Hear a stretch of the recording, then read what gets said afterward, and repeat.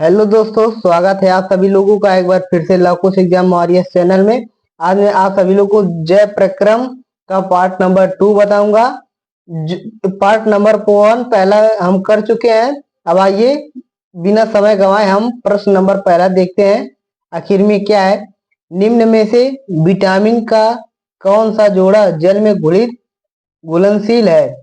पहला vitamin A तथा B दिया गया है विटामिन बी तथा सी, और सी दिया गया है विटामिन सी तथा के, और डी दिया गया है विटामिन डी तथा बी। तो आपका सही आंसर हो जाएगा बी, विटामिन बी तथा सी। आइए प्रश्न नंबर दूसरा देखते हैं कि विटामिन सी का अच्छा स्रोत है। यह देखिए 2015, 18 और 25 लगातार 3 वर्षों में पूछा गया है। हो सकता है कि इस बार 2026 में भी पूछा जा सकता है। देखिए पहला है अंडा, दूसरा है मछली, तीसरा है गेहूं और चौथा है संतरा। तो आपका सही जवाब हो जाएगा संतरा। आइए प्रश्न नंबर तीसरा देखते हैं। बेरी रोग किस विटामिन की कमी से होता है? ये देखिए 2016, 19 और 24 में आया है। पहला है विटामिन बी1 तथा विटामिन बी2, सी है विटामिन बी3 और डी है विटामिन बी5। तो आपका सही आंसर हो जाएगा विटामिन बी1। आइए प्रश्न नंबर चौथा देखते हैं कि निम्नलिखित में से मनुष्य की लार में पाया जाता है। यह 2017, 19 और 25 में पूछा गया है। पहला है टाइलिन, दूसरा है लाइसोजाइम, तीसरा है पेप्सिन और चौथा है ए तथा बी। तो आपका सही आंसर हो जाएगा टाइलिन। आइए क्वेश्चन नंबर 5 देखते हैं कि हेमोग्लोबिन महत्वपूर्ण भूमिका निभाता है। पहला है उत्सर्जन में, बी है श्वसन में, सी है पाचन में और डी है वृद्धि में। तो आपका सही जवाब हो जाएगा श्वसन में। आइए प्रश्न नंबर 6 देखते हैं कि ऊर्जा की मुद्रा है। यह 2018, 20, 22 और 24 में पूछा गया है। यह भी 2026 में पूछ सकता है। पहला है डीएनए, दूसरा है आरएनए, तीसरा है एटीपी और चौथा है क्लोरोफिल। तो आपका सही जवाब हो जाएगा सी, एटीपी। आइए क्वेश्चन नंबर 7 देखते हैं कि ग्लाइकोलाइसिस की प्रक्रिया संपन्न होती है। यह 2015, 17, 19, 23, 25 में पूछा गया है। आइए ए है कोशिका द्रव्य में, बी है राइबोसोम में, सी है माइटोकॉन्ड्रिया में, डी है अंतःप्रतवी जालिका में।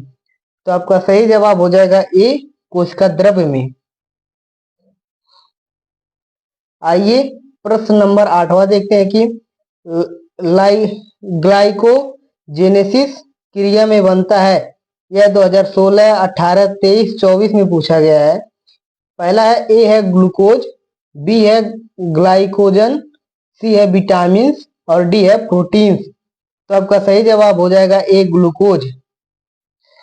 आइए प्रश्न नंबर 9 देखते हैं कि मनुष्य में पाचन की शुरुआत किस अंग से होता है? यह 2024 में पूछा गया है। ए है मुख में, बी है यकृत से, सी है छोटी आंत से और डी है पित्तरस से। तो आपका सही जवाब हो जाएगा ए, मुख से। आइए प्रश्न नंबर 10वां देखते हैं कि मानव हृदय में कक्षों की संख्या होती है। यह 2014, 20, 23 और 25 में पूछा गया है। आपका ऑप्शन नंबर 1 है 1, दूसरा है 2, तीसरा है 3 और चौथा है 4। तो आपका सही जवाब हो जाएगा 4। आइए क्वेश्चन नंबर 11वां देखते हैं कि फुफ्फुसिराएं खुलती हैं या रुधिर लाती हैं। रुधिर मतलब रक्त होता है। यह 2015, 22 और 24 में पूछा गया है। पहला है दाहिने अलिंद से, दूसरा है बाएं अलिंद से, तीसरा है बाएं निलय से और चौथा है दाएं निलय से। तो आपका सही जवाब हो जाएगा बी, बाएं अलिंद से। आइए क्वेश्चन नंबर 12 देखते हैं कि फेफड़ों से शुद्ध रक्त आता है। यह 2017, 18, 22 और 23 में पूछा गया है। आपका ऑप्शन नंबर ए है बाएं अलिंद, दूसरा है दाएं अलिंद, तीसरा है बाएं निलय और चौथा है दाएं निलय। तो आपका सही जवाब हो जाएगा ए, बाएं अलिंद। आइए प्रश्न नंबर 13वां देखते हैं कि शुद्ध रक्त को शरीर के विभिन्न भागों में ले जाती है? यह 2014, 18 और 20 में पूछा गया है। ए है शिराएं, बी है महाधमनी, सी है दायां निलय और डी है महाशिरा। तो आपका सही जवाब हो जाएगा बी महाधमनी। प्रश्न नंबर 14वां देखते हैं कि वह कौन सा शिरा है जिसमें शुद्ध रक्त प्रवाहित होता है? यह 2018 और 20 में पूछा गया है। ए है प्लमोनरी, बी है ग्रीवा और सी है पोर्टल शिरा और डी है पश्च महाशिरा। तो आपका सही जवाब हो जाएगा ए प्लमोनरी। आइए क्वेश्चन नंबर 15वां देखते हैं कि एक स्वस्थ व्यक्ति में सामान्य रक्तदाब होता है? यह 2022, 23 और 24 में पूछा गया है। ए ऑप्शन नंबर ए है 140/80, बी है 120/80, सी है 135/100 और डी है 125/115। तो आपका सही जवाब हो जाएगा बी 120/80। प्रश्न नंबर 16वां देखते हैं कि रक्त का लाल रंग किस पदार्थ की उपस्थिति के कारण होता है? यह 2017, 18 और 22 में पूछा गया है। ए है हेमोग्लोबिन, बी है न्यूक्लिक अम्ल, सी है विटामिन सी और डी है पोटेशियम। तो आपका सही जवाब हो जाएगा ए हेमोग्लोबिन के कारण। आइए प्रश्न नंबर 17वां देखते हैं कि लसिका में नहीं पाई जाती है? यह 2015, 23 और 25 में पूछा गया है। ए है लाल रुधिर कणिकाएं, बी है लिम्फोसाइट्स, सी है श्वेत रुधिराणु और डी है उत्सर्जी पदार्थ। तो आपका सही जवाब हो जाएगा ए लाल रुधिर कणिकाएं। ये क्वेश्चन नंबर 18वां देखते हैं। पौधों में जल का परिवहन होता है? यह 2018, 23, 24 और 25 में पूछा गया है।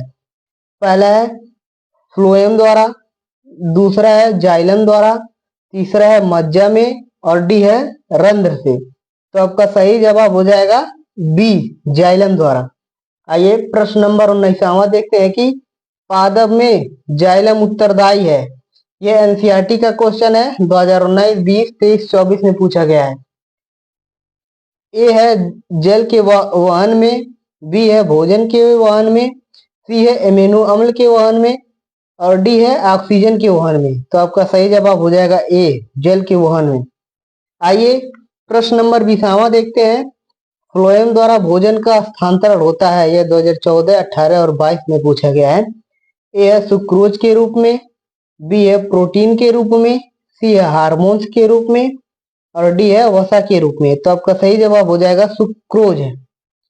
मैं आशा करता हूं कि आप सभी लोगों को यह वीडियो बहुत अच्छा लगा होगा। अगर अच्छा लगा है तो अपने दोस्तों के पास जरूर शेयर करें और हमें सपोर्ट करें और यह वीडियो देखकर आप अपने बोर्ड एग्जाम में अच्छा नंबर गेन कर सकें। और मैं आपको एक पार्ट और इसका ला कर दूंगा जिसे आप इसे पढ़ने के बाद अपने बोर्ड एग्जाम में 4 से 5 नंबर जरूर गेन कर सकते हैं। धन्यवाद।